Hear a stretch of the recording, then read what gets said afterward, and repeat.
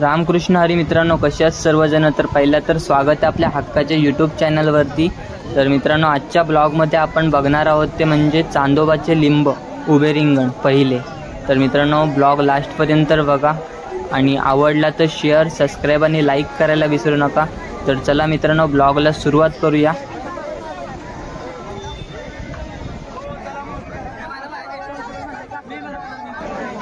तर मित्रांनो, बघू शकता आपल्या समोर श्री संत ज्ञानेश्वर महाराजांचं रथ आहे आणि थोड्याच वेळात उभ्या रिंगणाला सुरुवात होणार आहे। तर मित्रांनो, पहिलं तर आपण आपल्या दिंडीमध्ये जाऊया आणि तिथून व्हिडिओ शूट करूया। आपला दिंडी क्रमांक आहे ते म्हणजे रथामागे 3। तर चला मित्रांनो, तिथून शूट करूया। आपल्याला तिथे वॉइस देता येणार नाही व्हिडिओला, कारण खूप गर्दी असणार आहे। तर मित्रांनो, सॉरी त्यासाठी। तर ही आहे ते म्हणजे आपली दिंडी क्रमांक 3। बघू शकता मित्रांनो, रथामागे दिंडी क्रमांक 3।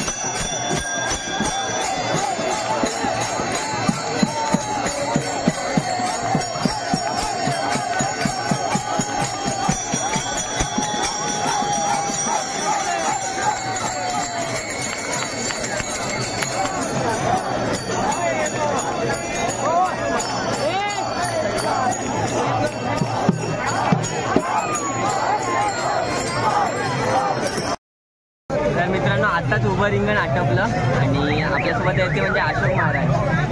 आपण तर अशोक महाराजांना आपण उभं रिंगणाविषयी विचारणार आहोत. तर अशोक महाराज तुम्ही काय सांगाल उभं रिंगणाबद्दल? ते बघा, आपल्या माऊली ज्ञानेश्वर महाराजांच्या सोहळ्यामधील हे पहिलं उभं रिंगण संत ज्ञानेश्वर महाराज पालखी सोहळा तर तरळगाव ते लोणंद यामध्ये हे पहिलं उभं रिंगण होत असतं. वारकऱ्यांचा विसावा म्हणून हे रिंगण खूप प्रसिद्ध आहे. आत्ताच आपण या रिंगणाचा सर्वांनी आनंद घेतला आहे आणि माऊलींचे अश्व हे आपोआप पळतात आणि साधारणतः मागच्या 50 दिंड्या आणि पुढच्या 27 दिंड्या यापर्यंत हे अश्व माऊलींचे पळतात आणि सर्व वारकऱ्यांना इथं विसावा असतो आणि खूप आनंद आहे वारकऱ्यांचा. या रिंगणामध्ये वारकरी खूप आनंदाने नाचतात आणि एकमेकाशी फुगड्या खेळतात. तर रोहित महाराज तुमचा काय अनुभव आहे? तुम्ही काय माहिती द्याल रिंगणाबद्दल? आज या आपल्या या उभ्या रिंगणाचा प्रथमचा दिवस आज अति आनंदाने पार पडलेला आहे. आज पहिलं उभं रिंगण जर सांगायला गेलं तर चांदबाबा म्हणून या ठिकाणी चांदोबाचं उभं रिंगण म्हणून या ठिकाणी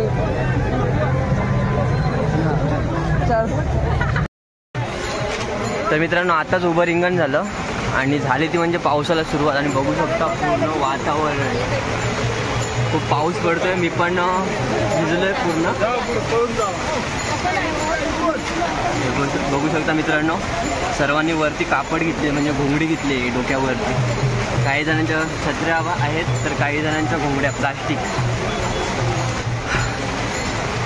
तर मित्रांनो कसा वाटला व्लॉग हे नक्की कमेंट करून सांगा आणि आतासाठी बाय. तर भेटू पुन्हा नव्या व्लॉगमध्ये अशाच